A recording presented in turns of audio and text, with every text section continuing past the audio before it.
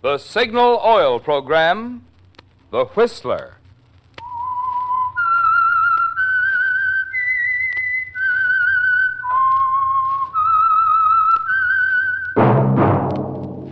That whistle is your signal for the Signal Oil Program, The Whistler.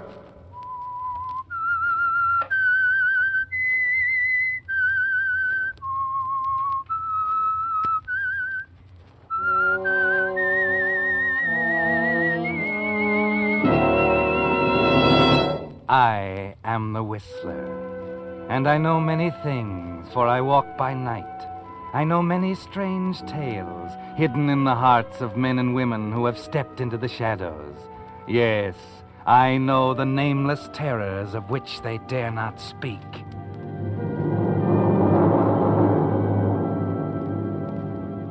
Yes, friends, it's time for The Whistler. And remember, let every traffic signal remind you, with new Signal gasoline, you do go farther than ever. Look for the familiar big yellow and black circle sign that identifies those popular Signal service stations in 7 western states from Canada to Mexico. And now, the Whistler's strange story, Treasure Hunt.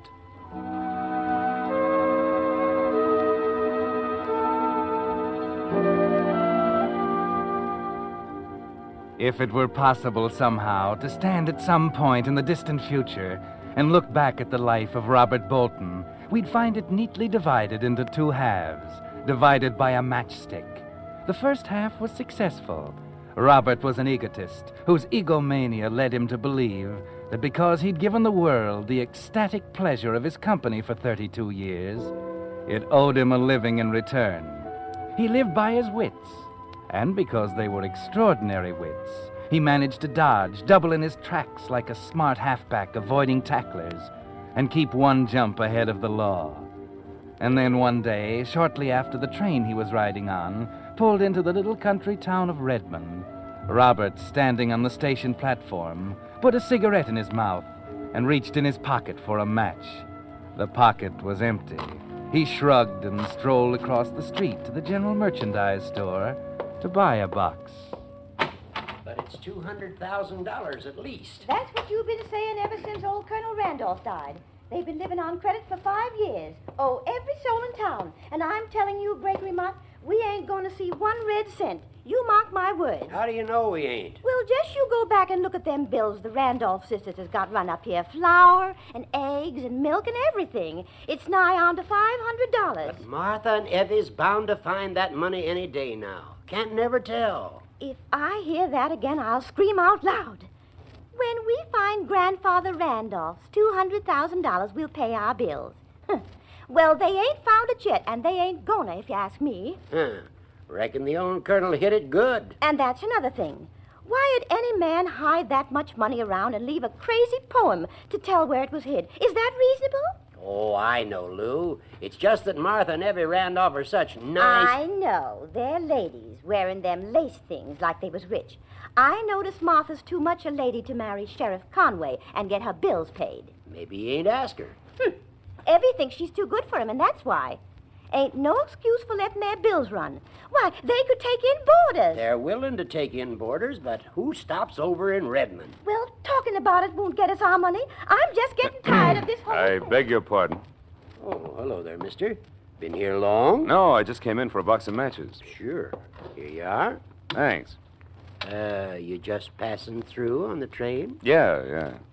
You have a nice town here, Mr. Mott. I was on my way to Florida, but Redmond is such a charming little place. Might stay over for a while? Could be, Mr. Mott. Could be.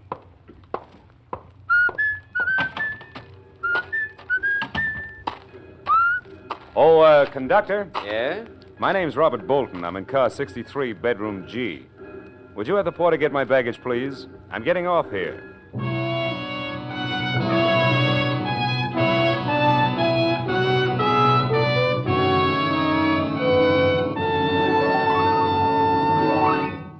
With the prologue of tonight's story, Treasure Hunt, the Signal Oil Company brings you another strange story by The Whistler.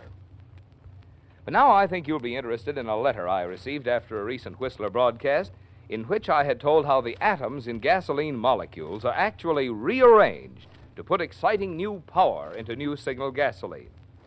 The letter read, Mr. Miller, you say they rearrange atoms in making signal gasoline. I thought atoms are the things scientists split to make atomic bombs. Well, it occurred to me that other listeners may have wondered about this, too, so I'd like to make this point clear. Splitting atoms to release atomic power is one thing, but rearranging atoms is a completely different branch of science, through which some of today's most remarkable new products are being created. Take nylon hosiery, for instance. Do you know how nylon was created? Why, by rearranging atoms. And that fine new synthetic rubber for tires, it too was made by rearranging atoms. So you see, in rearranging gasoline atoms, Signal is just using the latest scientific method to put tremendously increased power into new Signal gasoline. Just another example of the alert, progressive policy of Signal Oil Company, which for 14 years has been quick to bring you every latest scientific advancement in the fine quality petroleum products wearing the name Signal. And now, back to the Whistler.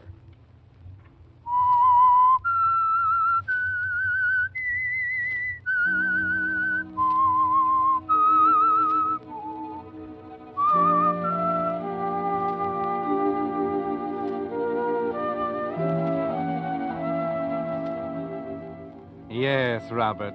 That matchstick made a difference, didn't it? They laid it on the line for you while you were waiting at the counter in the store. And you're thinking it over carefully now as you sit in the parlor of the huge old Randolph home in Redmond, making your first impression on the Randolph sisters. It took you only a minute to analyze them. Evie, ailing, suspicious, jealous of the family traditions. Martha, 45, hungry for sympathy, color, laughter. She's made to order for you, isn't she, Robert? Your opening move is a triple play. You talk to Evie, your remarks are aimed at Martha, and your mind is on the $200,000 hidden by Grandfather Randolph. And so you see, Miss Evie, I just had to stop in here and inquire about a room. It's such a perfect place to finish my book. Oh, you're an author. Yes. I write poetry. Poetry. Oh, how beautiful. I have always considered poetry a frivolous way of expressing thoughts which might better be done in prose. I love it. Your judgment is not to be considered, Martha. But, go on, Mr. Bolton. Well, I graduated from Harvard in 1931, and I wandered around a bit. India, China, Japan, even got as far as Tibet. Oh, how wonderful. You've really been to those places. Yes. Mr. Bolton, I am not interested in your wanderings. Oh, I'm sorry. But I've got to have some place in which to write. A place like this, Miss Randolph, with these lovely trees, these grand old rooms with their fine floors. That mahogany staircase. Why, that's a poem in itself, Miss Randolph. A sweeping curve ascending high to end its rapture in the sky. Oh, that's William Brown. Why, yes, Miss Martha. You know his poems? He that to the voice is near, breaking from your ivory pale. Need not walk abroad to hear the delightful nightingale. I think it's so lovely. And I think we have had enough of this grammar school recitation. Yes, Evie. Mr. Bolton, you may have the room. However, I am not a well woman. Therefore, I must have it understood that should I change my mind at any time, I shall expect you to understand. Martha? Yes, Evie. You may show Mr. Bolton to the room above the veranda. Thank you again, Miss Randolph. I'm sure that my stay here will prove mutually profitable.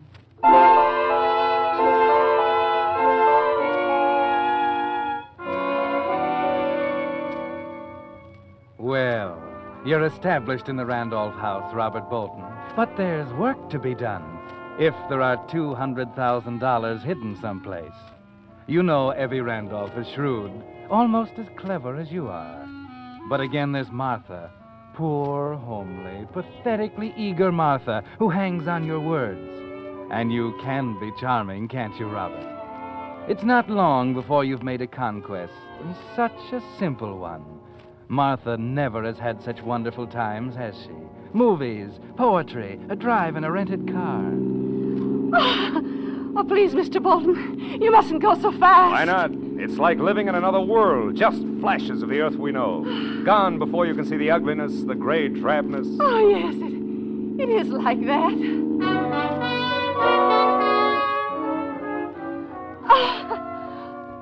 Oh, it's wonderful to hear you laugh, Martha. Wonderful. I was laughing, wasn't I? Her laughter like the bells of Eden. Oh, it's all so lovely, Robert. Oh, so lovely. You really mean this is the first movie you've seen in 3 years? I never go out much, Robert. You see, Evie... Oh, you're wonderful, Martha. So unselfish.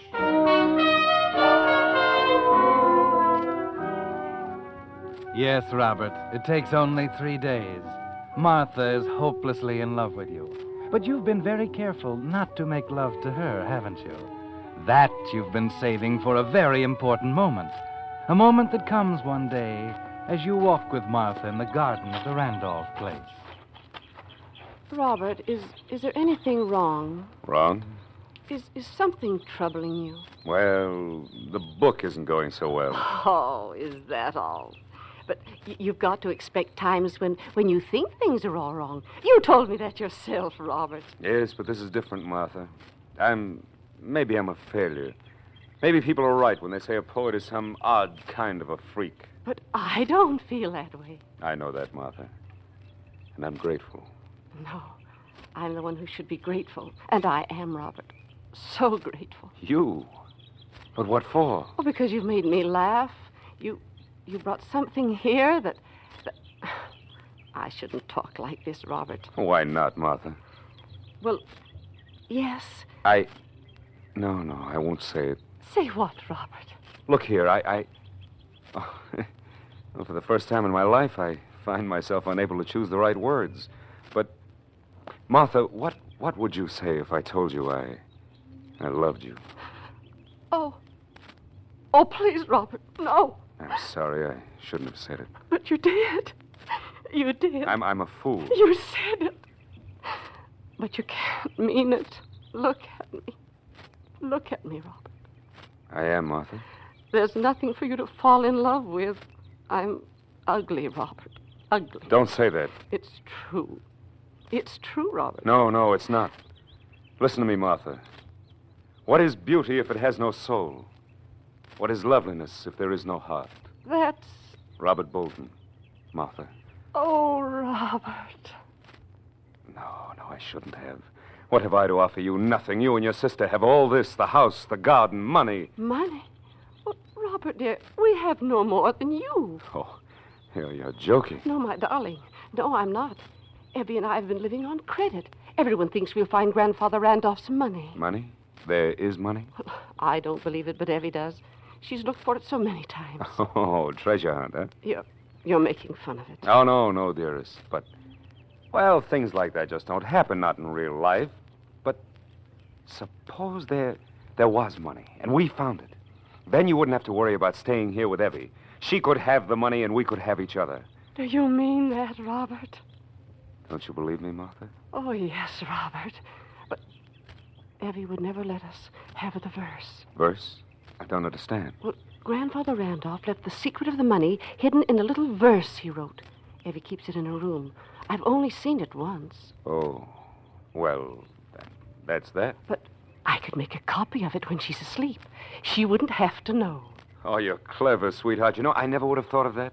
And if we find the money, we shall taste the sweets of Araby and live but for the ecstasy that life shall bring to us.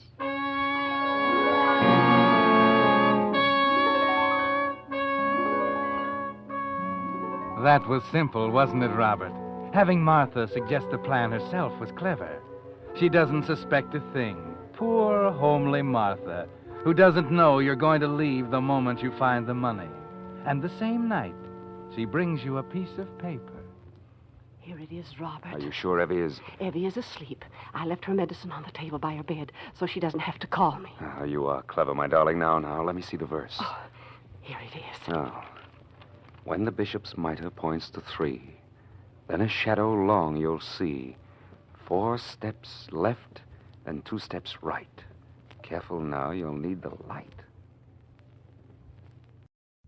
Oh, it sounds crazy. Just a minute. Bishop's mitre. Bishop's mitre. Look, the chess table in the corner. Has it ever been moved? Oh, no. Effie wouldn't allow anything to be moved. Then where are the chessmen? In the drawer of the chess table. Oh, good. Well, why are you setting up the chess? You'll see. Now, which bishop? There are 4. And one has to point to 3. To 3. All of them point up to the ceiling now, but if we lay them on their sides, then... Look! This Black Queen's bishop, it points to the grandfather's clock on the other side of the room. And if you point it to 3... That's it. The bishop's mitre points to 3. Martha? It's Effie. She woke up. You better go. We'll continue this tomorrow night. Go ahead.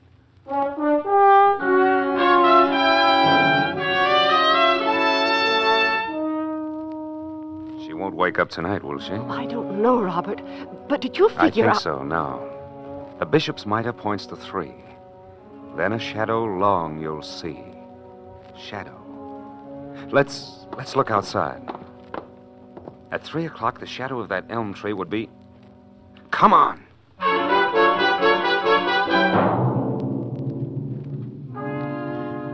You're so wonderful, Robert. It's all so simple now. 4 steps left. Then 2 steps right.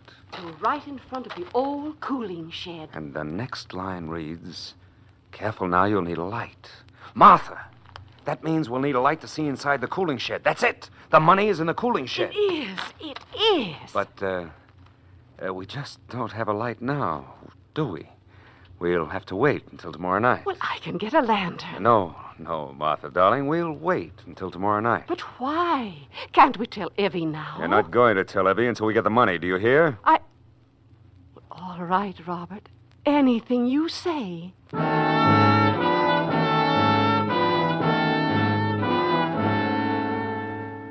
Of course, Robert. Wait until tomorrow night. Then you'll plan to sneak outside without Martha. And you needed time to pack, didn't you? Get ready to leave suddenly with the money and without Martha. So the next day you sit in the garden smoking a cigarette, smiling to yourself, thinking how easy it was. Then suddenly... Howdy, Mr. Bolton. Oh, hello, Sheriff Conway. You know me, huh? Why, of course. You've been pointed out to me. In addition, the star glittering on your vest is, in itself, a monumental advertisement. Yep. Mind if I sit down a mite? Why, certainly not, Sheriff. Make yourself at home. Did you come here just to sit in the sun, or do you have something more important on your mind? Well, Bolton, I ain't one to beat around the bush. There's some talk going around about you and Miss Martha. Really? What harm is there in that? Well, you're a young man, handsome. Thank you, Sheriff. I didn't know you cared. I don't think you're up to any good, Bolton. Martha's good 15, 20 years older than you. Oh, so that's the way the wind blows, is it? Torch-bearing in the provinces. You love her, don't you? Listen, I came here friendly-like, but I'm having a hard time now to keep from smashing that pretty face of yours. But you won't do it, Sheriff, because you'd look a great deal sillier and more stupid than you do now. You can't afford that, Sheriff. You're smart, ain't you, Bolton? Smart enough to know you haven't got a thing to say in this matter. Now, you listen. I intend to remain here as long as I like. You're after that money. You can prove that, of course. He doesn't have to. Miss Effie, you hadn't ought to come out here. It was thoughtful of you, Sheriff Conway, to concern yourself with our affairs, Martha's and mine. However, I am quite capable of handling this. Miss Effie, don't go getting riled up now. You're hard, Please, you know. Sheriff Conway. Mr. Bolton. Yes, Miss Evie. I gave you to understand when you came here that any time I chose to ask you to leave, you would do so. So what? Consider this your last day here. You'd better reconsider that. You heard Miss Effie, Bolton. Sheriff? Yes, Miss Effie. Mr. Bolton, I'm a sick woman, but I'm not blind. My sister Martha is impressionable. She is infatuated with you, and you've done nothing to discourage her. Perhaps I love her. That's ridiculous, and you know it. Mr. Bolton, if you're not out of the house in 1 hour, I shall ask Sheriff Conway to evict you. Martha might have something to say about that. I've already told her. You have 1 hour, Mr. Bolton.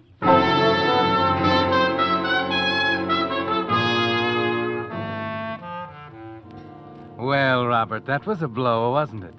If you leave, the money stays in the cooling shed. If you stay, the sheriff will have a field day throwing you out. Your only hope is Martha, isn't it? And you haven't much time. You sit alone in the garden thinking. Then suddenly it comes to you. There is a way, isn't there?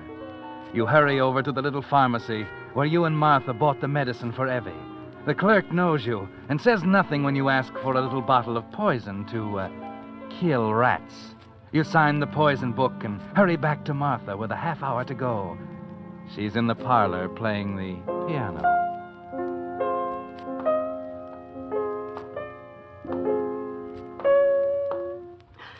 Robert. Please, Martha, go on, play. I want to remember you like this. It rather fits the mood. Please, Robert. I'll just stand here by the piano and... Oh, It's poison. Robert, what were you going to do with this? You weren't supposed to see that. Give it to me. You were going to kill yourself? All my life, I've had cherished and loved things taken away from me. I'm tired, Martha, tired and beaten. Misunderstood by the people I love the most. Your sister, you. Not me, Robert. I swear it, not me. You were going to stand by and let me leave, weren't you? But what could I do? Evie You is see? I love you, Robert. I love you so much. And does that solve the problem? No. What can we do? What can I do? You could marry me. Then Evie would see that I do love you. Robert, marry? Don't you want to, my darling? But Evie. Give me that bottle. No! No, I'll marry you, Robert. Now, today, we can go to Milltown right away. Yes. Anything you say, Robert. Anything you say.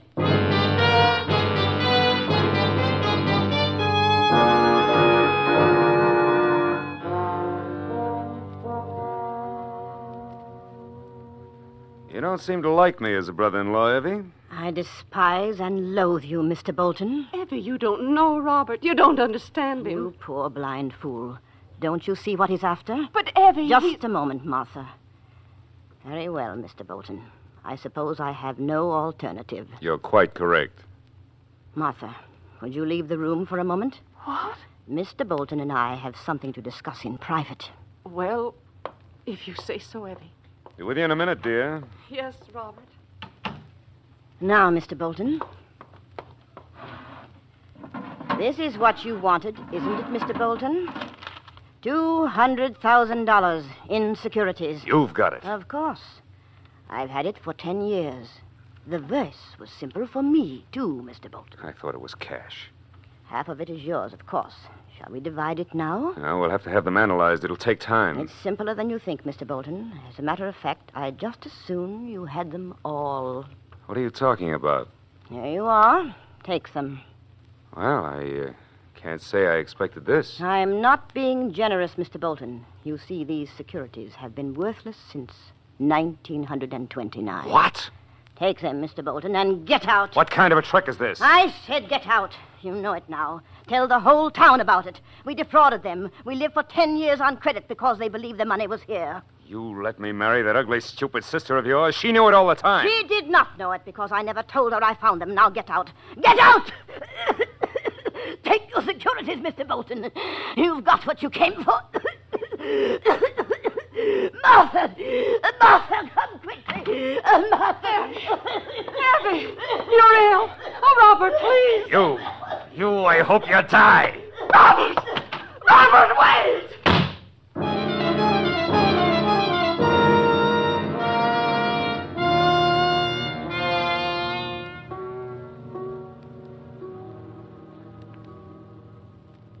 What time's the train leave, clerk? Little trouble up the line. Might be late today, maybe 5 o'clock. You can quit worrying, Mr. Bolton. You ain't taking no trains.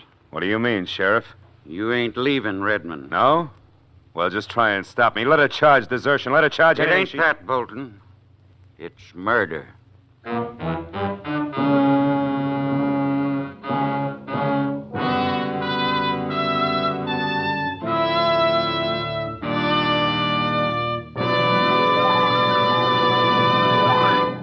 The Whistler will return in just a moment with a strange ending to tonight's story.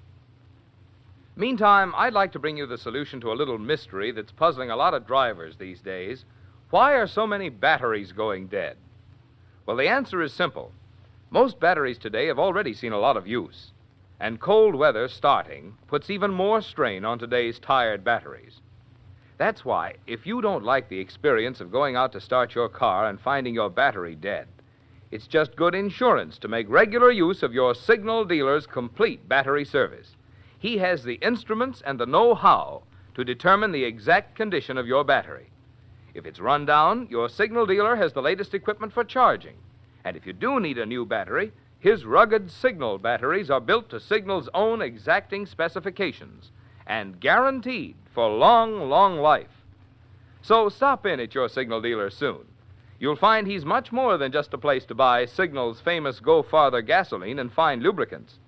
Wherever you see Signal's yellow and black circle sign, there you will also find complete Signal service and accessories to help your car run better, look better, and last longer.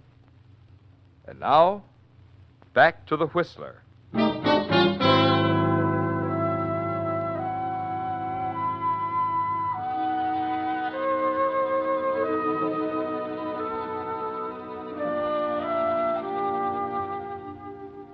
That one stopped you, didn't it, Robert? For once, you have nothing to say. And though you don't know it, the first half of your life, the half you lived before you reached into your pocket on the station platform at Redmond and found you were out of matches, is over. And the second half is about to begin. The sheriff refuses to explain further as you go together back to the Randolph house. He waits until you go through the door into Evie Randolph's bedroom, until you stand there staring down at her still figure on the bed. Sheriff, I swear to you I didn't. I tell you I had nothing to do with it. You bought this bottle of poison at Rigby's pharmacy. For myself, I told you. Ask Martha. I got a feeling the jury's not going to believe anything Martha says about you. They'd think she was trying to cover up for you. But I ain't telling you anything, though, am I? You likely know juries pretty well by now. Evie got that poison by mistake. Sure, when Martha took it away from you and hid it in the medicine cabinet. And that's where poor Evie found it. Sick, dazed. That's it. I knew you didn't believe I did it, Sheriff. Who says I don't? What? What are you getting at? Well, you can have your pick. You can leave Redmond. Yes? And face a murder charge. There's the money, the fight you had with Evie, the poison register at the store. Wait a minute. You can't do this. No? Or you can stay here and make Martha a good husband. Write poetry for her, take her riding, make her happy. And I'll forget about the other. Well? I won't do it. Oh? Murderers hang in this state, Bolton. All right, Sheriff. You win. And I'll be around checking up. And if you ever try to run out on her, I'll reopen the case on new evidence. And I swear before the Lord, Bolton, I'll hang you.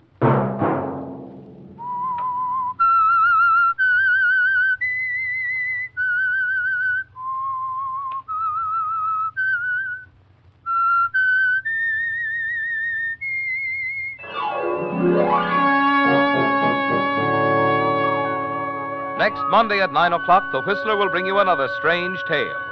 The Whistler is broadcast for your entertainment by the marketers of Signal gasoline and motor oil and fine quality automotive accessories, and by your neighborhood Signal dealer.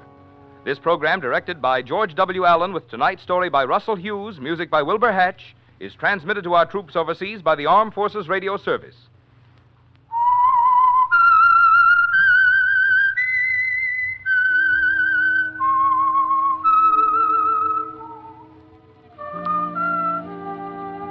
That whistle is your signal for the Signal Oil program, The Whistler. This is Marvin Miller speaking, reminding you to look for those familiar yellow and black circle signs that identify those popular Signal Oil stations in 7 western states from Canada to Mexico.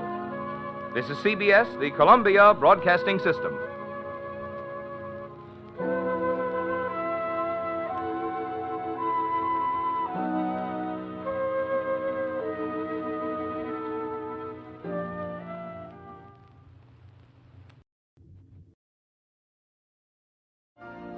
You've been listening to the OTR Gold Network. Find more classic radio at otrgold.com.